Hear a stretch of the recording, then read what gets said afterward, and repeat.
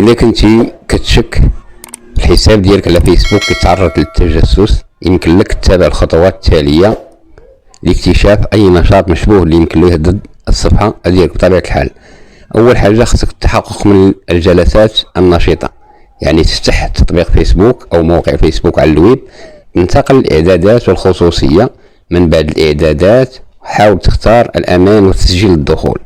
هنا غتوجد واحد القائمه ديال الاجهزه اللي تم تسجيل الدخول منها في الحساب ديالك، غتبحث عن اي جلسات غير مألوفه ولا غير معروفه عندك وغتقوم بتسجيل الخروج منها بكل سهوله.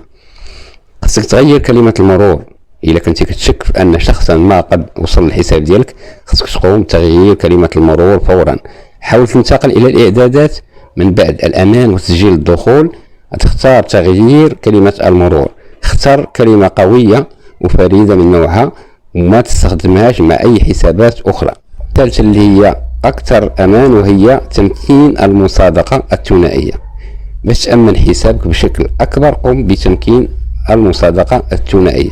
غتنتقل الاعدادات، من بعد الامان وتسجيل الدخول استخدام المصادقه الثنائيه، ثم تتبع التعليمات لاعدادات المصادقه الثنائيه مثل استخدام تطبيق المصادقه التلقائيه او تلقي واحد الرمز عبر رساله SMS، رساله نصيه.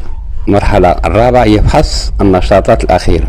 غتنتقل الى قسم سجل النشاط في الاعدادات بطبيعه الحال وغتبحث عن اي نشاط غير مألوف مثل التعليقات، الاعجابات او الرسائل اللي ما قمتيش بها انت بنفسك.